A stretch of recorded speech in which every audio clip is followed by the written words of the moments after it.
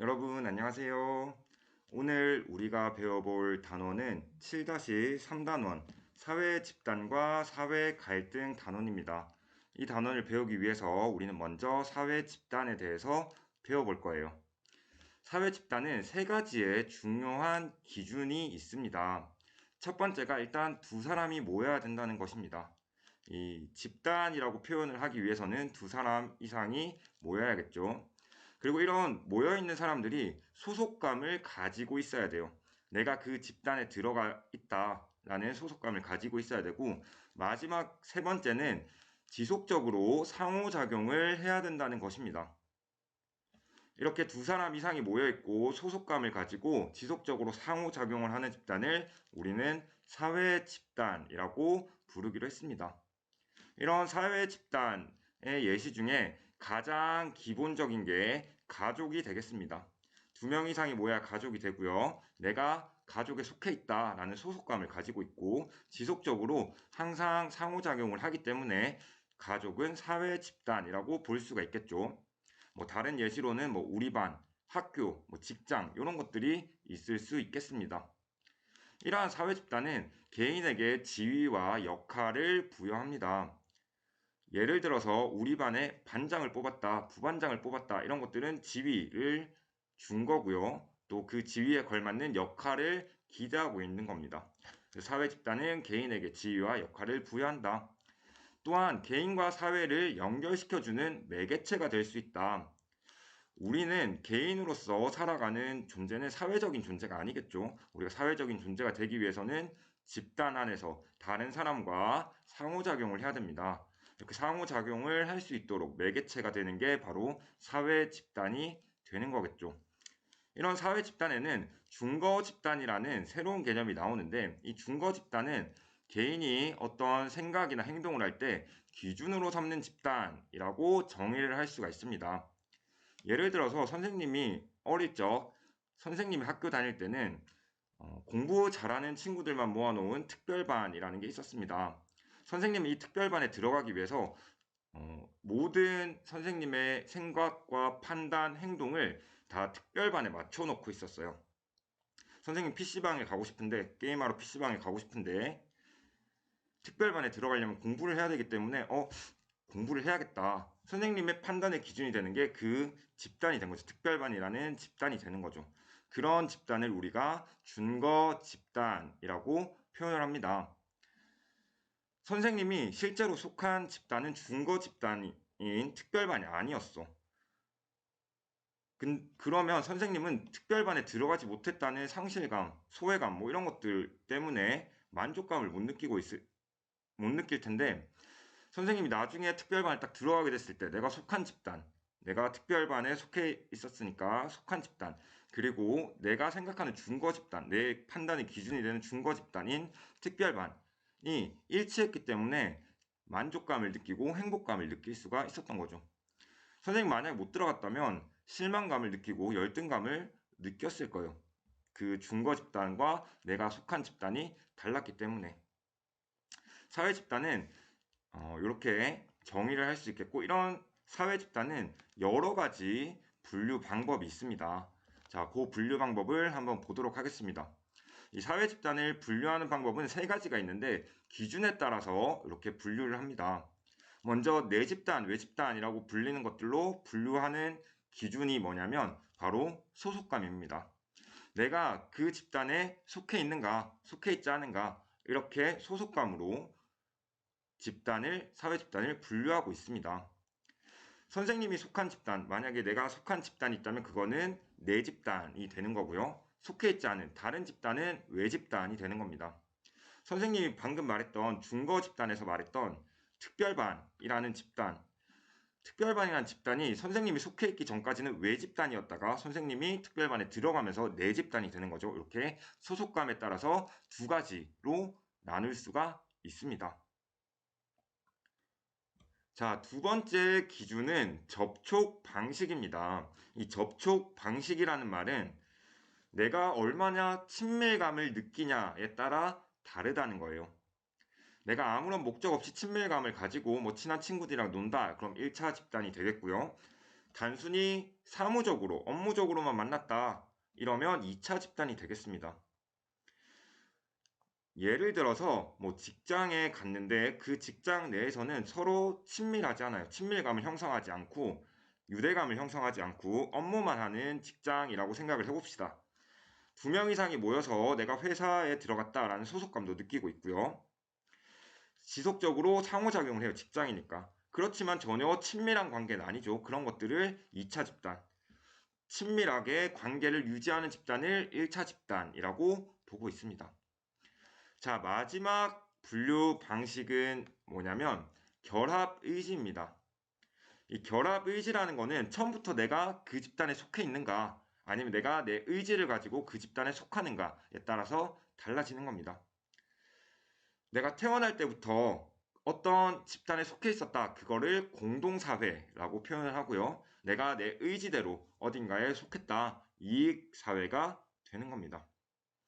예를 들어서 가족 같은 경우에 내가 태어나자마자 소속된 집단이니까 공동사회. 내가 뭐 어떤 취미가 있어. 선생님 테니스를 치는 취미가 있어요. 그럼 테니스 동호회에 들어갔다. 그러면 테니스 동호회에 내 의지대로 가입한 것이기 때문에 이익사회가 되겠습니다. 자, 이제 우리는 조금 더 사례들을 보면서 집단을 구분해 보도록 하겠습니다. 자, 일단 내 집단과 외 집단은 소속감이라는 기준으로 분류를 한 거였고요. 1차 집단과 2차 집단은 접촉 방식으로 분류를 했습니다. 얼마나 더 친하냐 아니면 사무적으로 만나느냐. 공동사회, 이익사회는 결합 의지에 따라서 나눴습니다. 그래서 공동사회 같은 경우에는 내가 태어나자마자 내 의지랑 상관없이 소속된 사회, 소속된 집단, 이익사회 같은 경우에는 나의 의지에 따라서 소속된 집단이라고 할 수 있겠습니다. 자, 내 집단의 예시를 보면 우리 팀이라고 되어 있는데요. 우리 팀 말고 또 어떤 게 있냐면 뭐 우리 반 같은 것들이 있겠죠. 그래서 소속감을 느끼고 공동체 의식이 있다.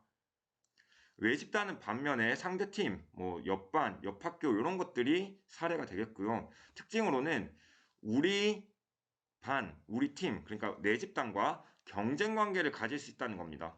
내가 그 팀에 소속되어 있지 않기 때문에 그 반에 소속되어 있지 않기 때문에 소속감이 없고요. 오히려 경쟁 관계가 심해지면 적대감을 불러일으킬 수 있다라는 겁니다. 그리고 이 외 집단이 중요한 게 내 집단, 내가 소속되어 있는 집단의 결속력을 올려줄 수가 있습니다. 예를 들어서 우리가 일본을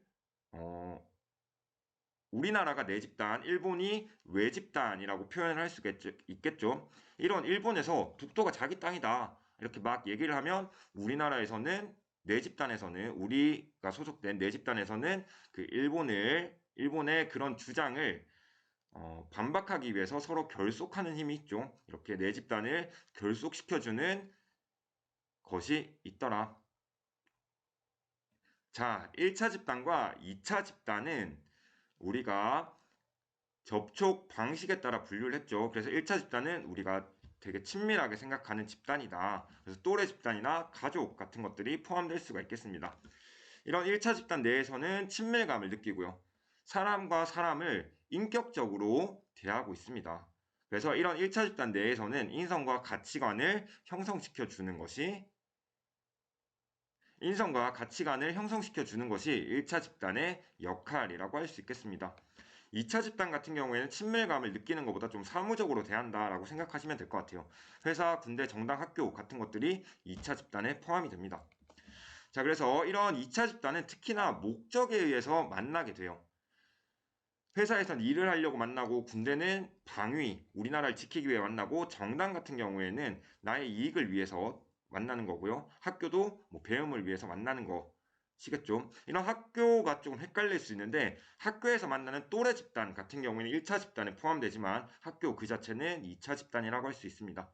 형식적인 관계고 사회가 복잡해지고 전문화되면서 많이 늘고 있는 게 바로 2차 집단입니다. 공동사회와 이익사회를 구분하는 기준은 결합의지였어요. 내가 의지가 없어도 들어가 있다. 그럼 공동사회, 결합의지, 내가 들어가고 싶은 의지가 있었다. 이익사회가 되겠습니다. 공동사회는 가족과 친척 같은 것들이 있습니다. 내가 들어가고 싶지 않아도 태어나자마자 일단 소속이 되어 있어. 그런 것들이 공동사회가 되겠습니다. 태어날 때부터 소속되어 있다. 반면에 이익사회는 내가 들어가고 싶어서 들어간 곳이야. 내가 들어가려는 의지가 있어서 들어간 곳입니다. 정당 아니면 동아리 이런 것들이 다 이익사회가 되겠습니다. 그래서 의지를 가지고 아니면 의도를 가지고 가입을 했다. 이런 것들이 이익사회가 되겠습니다. 자, 사회집단 실제로 여러분들이 구분해보는 활동을 학습지에 넣어놨는데 여러분들이 지금 구분을 해보시고 수업 시간에 실제로 구분을 해보도록 하겠습니다. 자, 여기까지 사회집단에 대해서 알아봤고 이제 이 사회집단 안에서 발생할 수 있는 아니면 사회집단과 사회집단 간 발생할 수 있는 차별과 갈등에 대해서 한번 알아봅시다. 차별이라는 거는 사회에서 특정인 혹은 특정 집단을 불합리하게 대우하는 것입니다. 예를 들어서 똑같은 행동을 했다 하더라도 A 친구한테는 칭찬을 해주고 B 친구한테는 벌을 주고 이런 것들, 그럼 B 친구가 불합리하게 대우를 받은 거죠. 이런 것들을 차별이라고 합니다. 이런 차별이 좀 더 극대화되면 그 갈등이 생길 수가 있겠죠. 뭐 가치, 이해관계, 정치적 신념 이런 것들의 차이로 대립하는 상태를 갈등이라고 부릅니다. 차별 같은 경우에는 인권을 침해하는 행위이기 때문에 지속될 경우 갈등까지 일으킬 수 있다. 이런 갈등이 지속될 경우 사회가 분열되고 혼란을 가져올 수 있기 때문에 반드시 해결해야 될 사회 문제가 되겠습니다. 지금도 우리 사회에 양성 간의 갈등이나 세대 간의 갈등, 지역 갈등 이런 것들이 아주 많기 때문에 분열, 혼란 이런 것들을 가중시키고 있죠. 이렇게 차별과 갈등이 나타나는 원인은 두 가지로 우리가 구별해 볼 수 있습니다. 첫 번째는 개인이나 집단이나 서로 다른 이해관계를 가지고 있기 때문입니다. 이해관계 목표 가치가 다르기 때문에 이해관계가 뭐라고 했는지 기억하시나요, 여러분? 이익이 되거나 손해가 되는 관계라고 해서 한 사람이 이익을 얻으면 한 사람이 손해를 본다. 그러면 우리 집단이 다 잘 되기 위해서 다른 집단과 갈등을 일으킬 수 있겠죠. 우리 집단이 이익이 되면 다른 집단은 손해를 보기 때문에 이런 갈등이 발생할 수가 있겠죠. 두 번째로는 구성원 간의 편견이나 오해, 고정관념을 가지기 때문인데 이런 편견, 오해, 고정관념 다 다른 사람, 다른 집단을 아무런 이유 없이 그렇게 생각하는 겁니다. 나쁘게 생각하기 때문에 그 사람들과 갈등을 일으킬 수 있다는 거죠. 이런 차별이나 갈등을 해결할 수 있는 방안이 있는데 일단 개인적인 차원으로는 고정관념과 편견을 버려야 한다는 것입니다. 또한 내가 상대방을 부당하게, 불합리하게 대우하고 있지 않은지를 점검해야 한다. 법과 제도적 차원에서는 차별을 하는 개인이나 집단에게 너 이거 하지 마. 이렇게 차별하면 안 돼. 라고 시정조치를 취하거나 차별을 해소하기 위해서 법과 제도를 마련을 해야겠죠. 이런 것들이 차별과 갈등을 해결할 수 있는 방안이라고 생각하시면 되겠습니다. 선생님이 학습지 제일 마지막에 생각 더하기라고 해서 사례를 하나 적어놨어요. 이 사례를 보시고 QR코드 찍어서 설문지 작성해 보도록 합시다. 오늘 수업은 여기까지 하겠습니다. 안녕.